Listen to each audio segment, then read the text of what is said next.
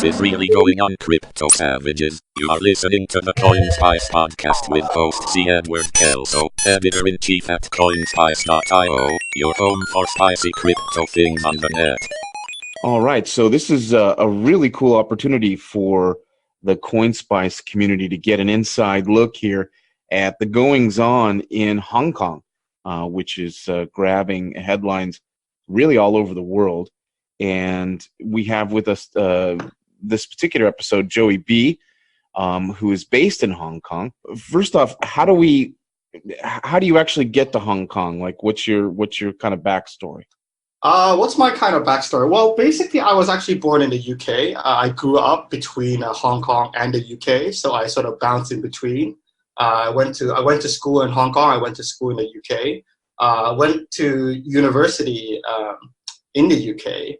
And I worked in the UK for quite a bit of time, and then I came back to China. Actually, I went to China first to do some work there, and then I moved to Hong Kong, and then I was working in Hong Kong. Then I left my job, started my business, and yeah, so that's basically me now.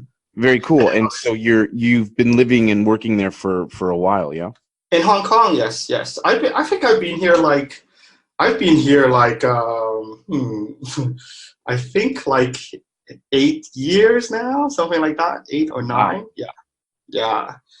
So in that 8 years, for people who've not been to Hong Kong, Westerners especially kind of see it as this economic oasis.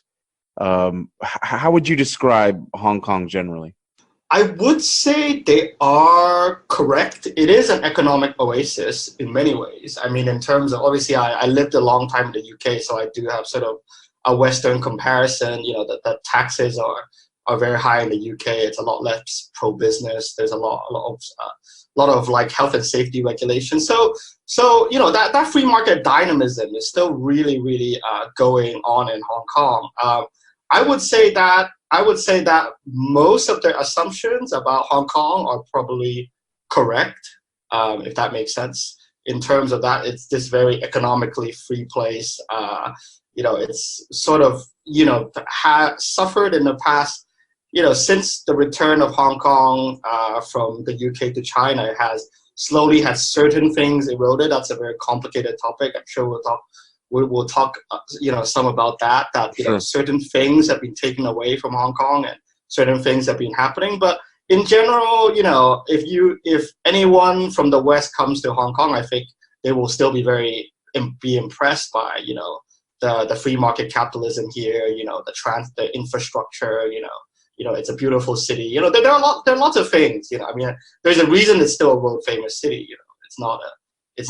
It's not a wasteland, you know, if that's what people think it might be, you know, if I don't know what people in the West think. And I mean, it's per capita. I mean, people there, you know, that has, I believe I've heard all sorts of weird statistics and trivia about the number of billionaires there and so on. So there's a lot of money sloshing around in Hong Kong. Yeah, there's a lot of money. I mean, Hong Kong is a very important Asia financial hub. It's not as important as it used to be due to various reasons, obviously the growth of Asia in general and such. But yeah, like in terms of per capita, like Hong Kong has very high living standards. As like, you know, well, I think one of the longest life expectancy, you know, average life expectancies like in the world, you know. Very highly educated, you know, all that stuff. So, yeah, I mean, it's rich. Obviously, I guess, I don't know if you were going to follow up. Obviously, there is a huge income inequality problem in Hong Kong. And this is something that I saw that you wrote a little bit about in a chat room we both frequent. And I found that really interesting because it's not something I really hear about. But you're saying there is a kind of a big disparity there. There is a massive disparity. I think Hong Kong has, I don't know, I don't have my data here, but I think it has one of the highest Gen I coefficients in the world, which is like a measurement for inequality. Surprisingly, you know, for a place that, you know, if you go out to the streets, there's just Mercedes and Rolls Royce and Lambos and all this stuff, right?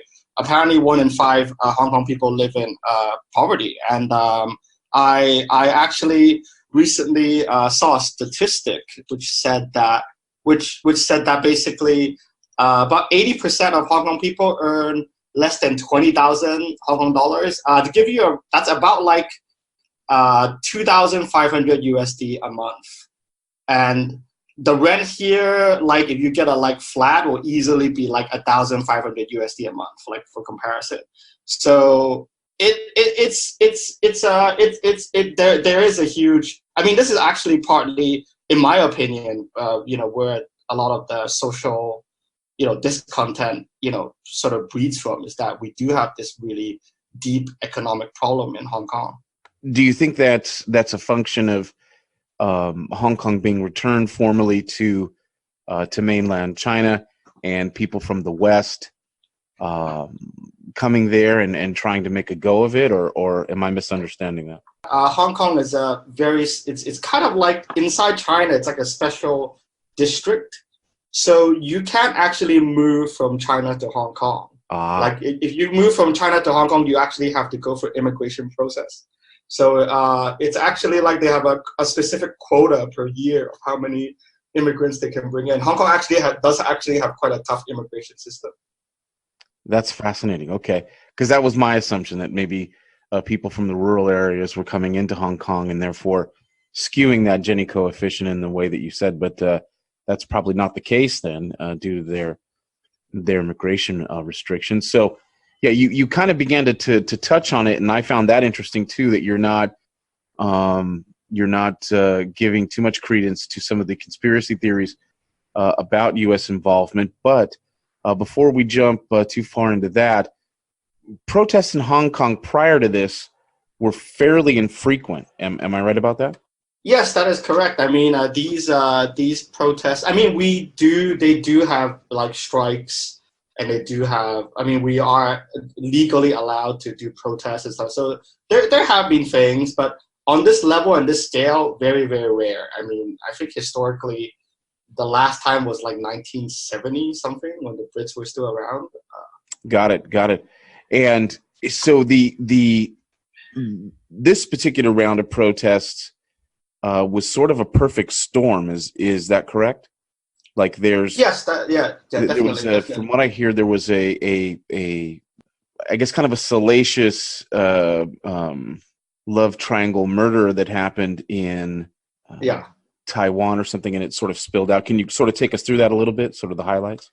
Sure. So basically what happened was that there was a murder case in Taiwan, and this Hong Kong guy, killed his girlfriend in Taiwan and then escaped to Hong Kong. And there was no way they could basically extradite him out of Hong Kong from Taiwan. So they wrote up this bill that basically would legally allow you to do that, because they had no such mechanism. So the actual real story behind this, no one really knows. But what I've heard from sort of inside sources is that apparently in the Hong Kong administration, this is some genius thought it was a very good idea to basically take this bill and use that, to win some favor from Beijing, to also happen to use this bill to say, okay, well, if we're going to do extradition, why don't we do extradition to China too? And then they wrote that into the bill. And then that's how the thing kind of spiraled out of control, because the Hong Kong, as I heard, the Hong Kong administration was trying to actually curry favor from the mainland government, because they, wanted to look good or whatever, kill two birds with one stone, as they call it. And then obviously, that's how the Chinese part of the bill got added. Now, in terms of whether this bill is needed or not, absolutely not, because Taiwan has already come out and said that they don't even want this bill. Like even Taiwan, I mean, Taiwan is the one that would benefit from this bill being passed, right? Because they would get there are other mechanisms of, getting this guy back to Taiwan.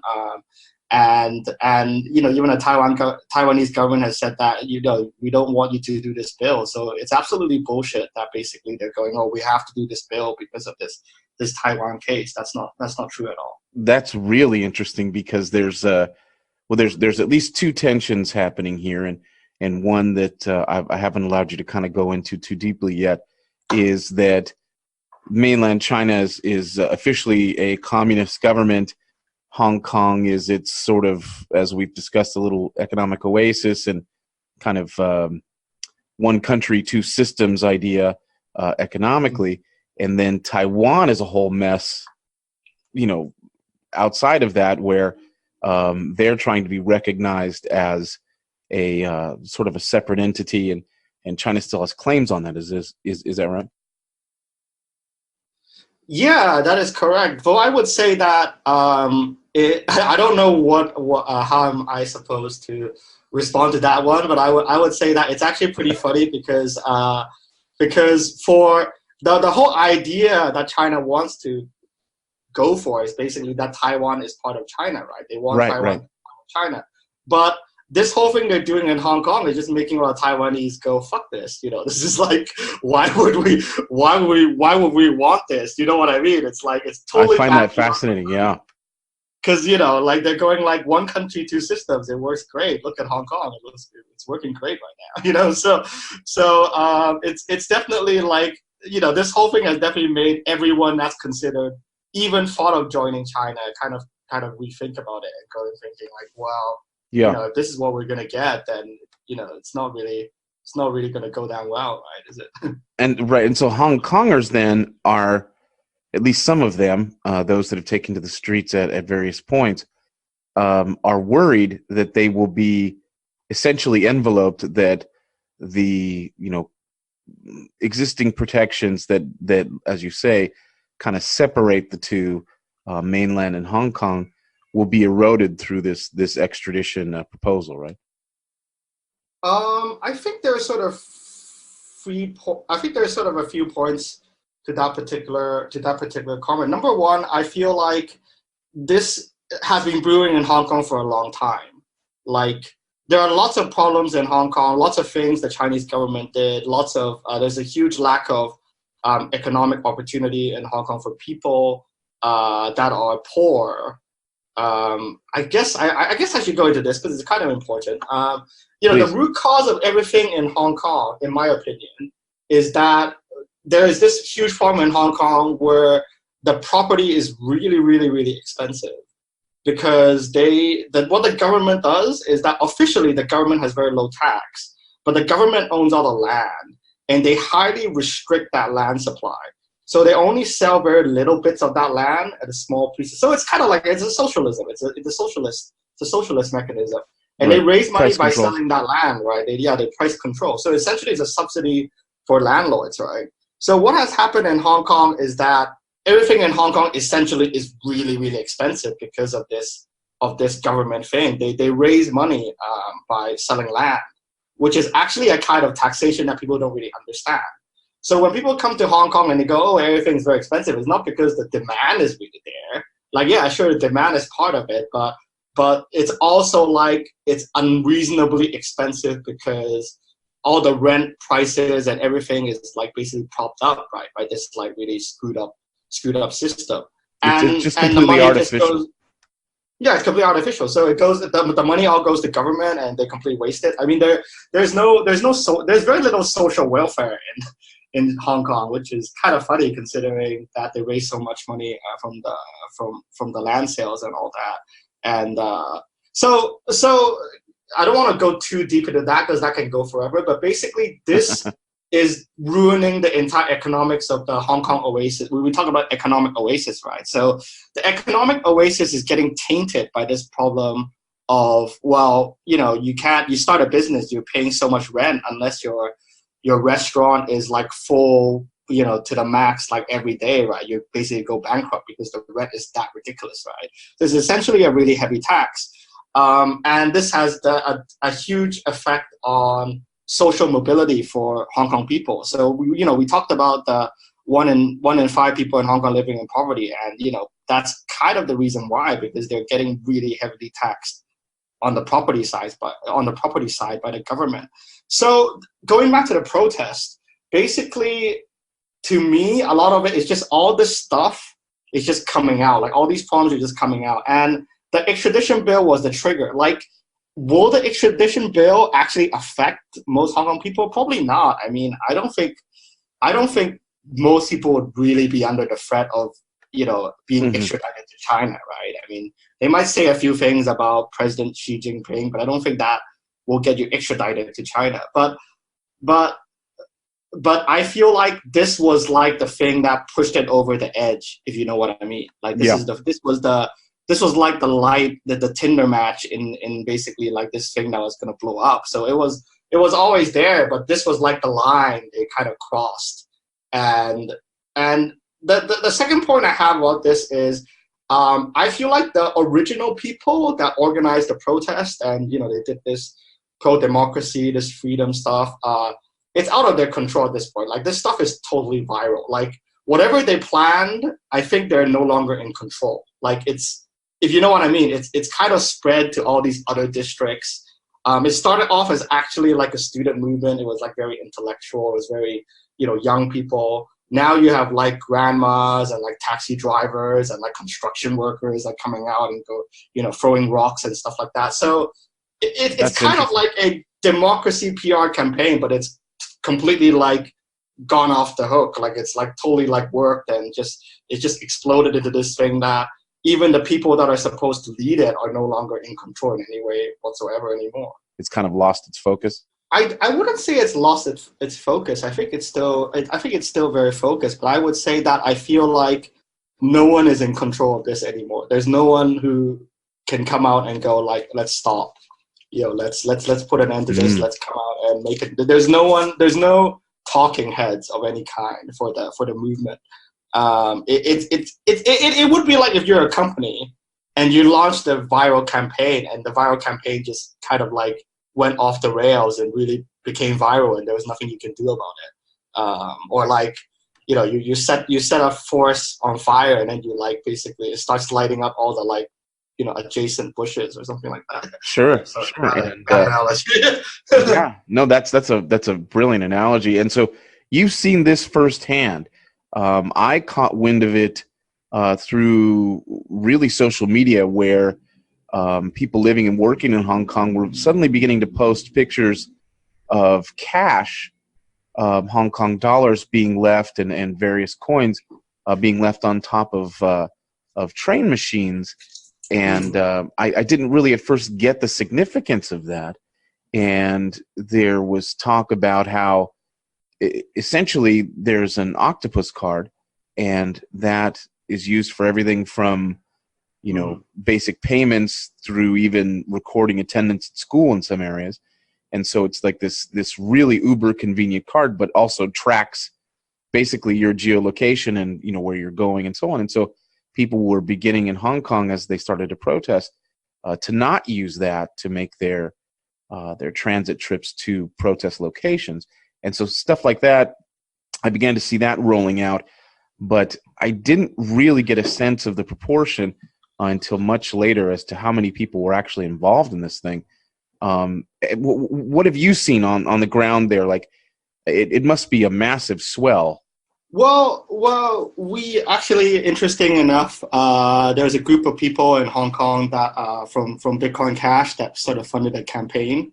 Oh, because wow. they basically saw that, and they realized, wait, hey, these people are like, they're obviously starting to realize all this government track stuff is eventually gonna bite them in the ass, or so to speak. So they were like, well, this is the perfect time to talk about decentralized money, and how if you don't own your own money, then you don't really have any money, right? If your money is all like tracked and controlled by the government, which is essentially, I don't know how much you know about China, but in China, everything is WeChat Pay now. So it's all digital. There's no cash. It's all everything's tracked by the government. So whatever you pay, they can see exactly what you buy, where you go, what you eat. They track your faces and all that stuff, right? So in Hong Kong, they did a BCH campaign. They made like water bottles and umbrellas with like the Bitcoin Cash stuff on it, and they were giving those out. So that was really cool. Yeah, that was really cool. And I guess that's just that's a really nice microcosm of like how this movement in many ways is just completely like grassroots. It's just people really passionate about being free from that centralized authoritarian thing, and everyone is just like, business owners and people and students are all just coming together to basically like fund this thing in different ways. Yeah. It's interesting to see what will actually come of it without kind of our traditional understanding of protests and having a central, focal point in terms of a person or a leader. That's super interesting. I didn't. Now that you're saying it, it kind of makes sense. But was this did you anticipate something like this occurring, or did this sneak up on you like it did everybody else, or did you just start to notice one day when you walked outside, you went, "Holy mackerel"? It completely surprised me. I mean, obviously, I was there actually in 2014 in the original like Hong Kong protest. That was the one that sort of started it all. And in that one, I wouldn't say they were defeated, but in the end, they called it off. Had some negotiations with the Hong Kong government, and ultimately nothing came of it. The government basically did nothing after all the protests and all the talk. So my assumption was that at that point, I thought the Hong Kong people were crushed. I was like, they're not going to do another one. Basically, like I was like, I was thinking they were going to go through the 5 stages of grief or whatever, right? Like basically it'd be like, there's finally like, at first they'll be angry, and then like in the end they'll just kind of like accept that, hey, Hong Kong is part of China, and there's nothing you can do to overturn this. So right. when this new protest happened, I was honestly very, very surprised by. I guess I would say I'm proud of the spirit that Hong Kong people have, like even in the face of that, like as we talked. As I talked about before, that in the end Hong Kong is owned by China. Hong Kong is part of China, so. In a way, where do they want to go with this? But I think that spirit is really admirable. I mean, they're definitely braver than me. I mean, those protesters going out and chucking bricks at the police station and stuff like that. I mean, I would. It is Bambi versus Godzilla. I mean, it is. Yeah, it is. Yeah. We tend to think here in the West that maybe China and Hong Kong are on some kind of parallel, or I'm not sure what we're doing here, but it's not nearly getting as much coverage in terms of that outsized, battle. I mean, China has, millions and millions and millions and millions of soldiers. I mean, this is not a fair fight, right? It's not. But also, that brings a very interesting point. Is that in a way, what you're seeing in Hong Kong is really a clash of ideologies. Like Hong Kong has always been a place where East meets West, right? Like it's kind of famous for that, Bruce Lee. I mean, I'm sure everyone's kind of like heard or seen Hong Kong culture in some form or matter, right? Like in Blade Runner or whatever. And this is the first time like where it's really been out in the open, where we're really seeing that the values of Western liberty and democracy is just really, really incompatible with, Chinese, like, communism and socialism and that very centrally managed, government style. And in a way, I would say that it's actually like bigger than people think, because literally, I think a lot of people are kind of going like, well, this is a huge. It's kind of like the battle between like USA and Soviet Russia, right? You had that huge clash of ideologies, and they ended up having all these like sort of proxies where you had these people basically, I mean, remember in Germany, like East and West Germany, right? Right. What do you think ultimately will come of all this? I've seen now flights being canceled. It definitely is at least every weekend this thing pops off. The last I'd heard, the, I guess, provincial governor or what would amount to, I guess, a mayor here in the States of Hong Kong, basically acknowledged shelving the extradition bill for a time. And that was almost eerily parallel with talks of capital flight of people with a lot of money moving, say, into Singaporean dollars or whatever. Yes. Yeah. But what if you have a crystal ball, like what kind of pressure is this putting on? Do you see on the ground and on the street on the government to actually? I mean, do you think heads will ultimately be cracked?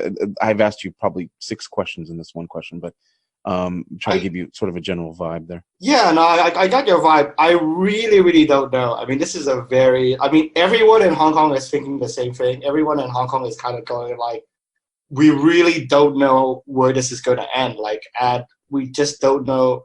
Like the only way this will, end well is that the government in Hong Kong or the government in Beijing gives some concessions. And, the concessions would be, for example, to really shelve the extradition bill for good, withdraw it, and not just basically have it like, frozen. And really investigate some of these police brutality things, which is what the protesters are asking for.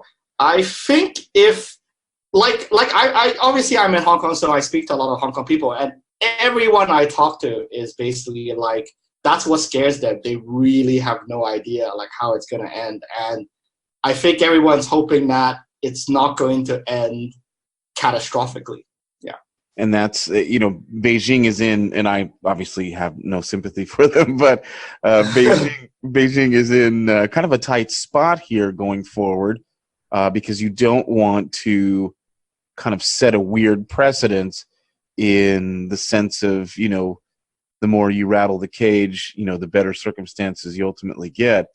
And then on the other hand, I mean, is this extradition bill ultimately worth all the hassle and, cost and disruption? And I would have thought by now they would have made some sort of concession just to ease this burden a little bit.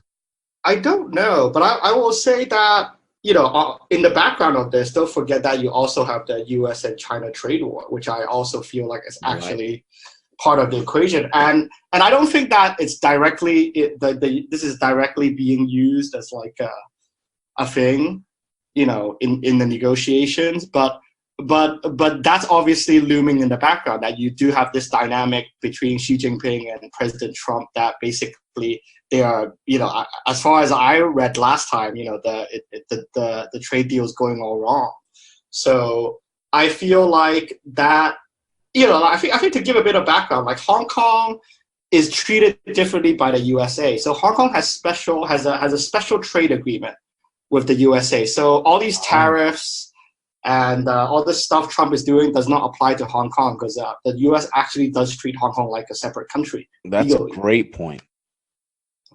So that's on the table, actually. So basically, if it gets to the point where, I could totally imagine that's actually on Trump's table right now, that, hey, if you wanna like, pressure China, you can actually do stuff to Hong Kong and like, sanction it, or, revoke this trade agreement you have with Hong Kong. And there's a lot of talk in Hong Kong about it, and everyone's very worried. And I think people are very worried in Hong Kong that ultimately, if China does, say, do what people fear, then ultimately the US will kind of go like, well, Hong Kong is just another Chinese city, so why should we not have tariffs on Hong Kong when we have tariffs on the rest of China, right? I didn't even think about that.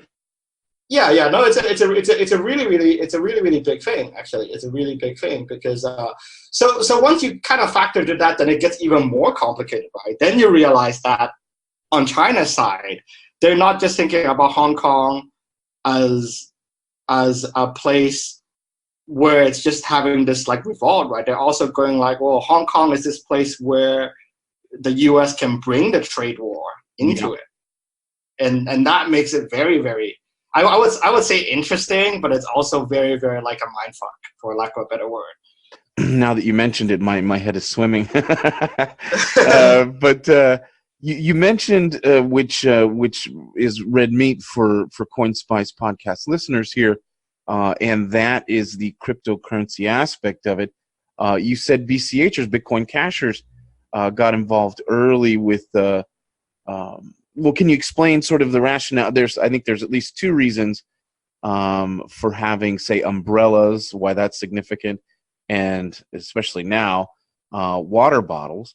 Why can you kind of go into that a little bit more as to why those two items are of particular importance to protesters? Well, obviously, umbrellas is the symbol of like the Hong Kong protests. That really came in the first protests when they used umbrellas as shields against the tear gas that is constantly being rained on them in the protest, and against the police charges and stuff like that. The water bottle is obviously like, I mean, people need water, number one, and number two. It actually helps you wash like I think if you drink it, it helps you tear gas a little bit. But we didn't choose those items. We chose items because they were just kind of like essential items in the protests. That's why they were chosen, and they were easy to kind of like quickly manufacture and stick the Bitcoin Cash label and really promote this idea of decentralized currency. Basically, because they're connected, right? Totally. I mean, obviously, in CoinSpice or CoinSpicers are basically behind this idea of a currency that's not controlled by government, right? So I feel like the idea of liberty and the idea of Bitcoin are totally connected. Yeah. And what's interesting is that the BCH. The way we got into it is because we kind of realized, we look at these protests, I'm like, whoa, like this is like a huge like anti-government like movement, and there's no Bitcoin involved. Like nobody even knows what Bitcoin is. And that was kind of like when we went like, we should do something, right? Because it's so weird that kind of like this would be like one of the reasons why Bitcoin exists, right? And yet it's not being promoted or attached in any way to, resistance of the government. That is fascinating. And so this is an opportunity then to kind of spread the idea of not only decentralized protests and the power of those, but ultimately what gets governments to react and allows people some modicum of freedom is in controlling their own money. And there's a lot of talk now, speaking of the trade war, that people in China are bidding up the price of cryptocurrencies as a result. I'm somewhat skeptical about that, but because it makes so much sense to me, it's almost too good to be true. But what are your thoughts before I let you go here on things like the protest and the trade war and their overall impact on cryptocurrency usage or adoption? I feel like China has been a big part of cryptocurrency, for a long time. If not, it's probably like a huge portion of the entire, cryptocurrency economy. The reason for that is very simple. I mean, because the Chinese, when they make the money or they have the money, they want to be free, right? And obviously, China wants to not have that money. They want to track that money and not have that money leave the country, right? So ultimately, whatever China does, and they've tried to do a lot of things to Bitcoin remains like a huge, highly desirable asset in China because, it can be used to avoid, the Chinese government, basically. Really appreciate you staying up and doing this. It was a very short notice. And wow, I just learned a ton. And lastly, make sure you stay safe. All right. Yes, I will do. And no, thanks for having me on the podcast.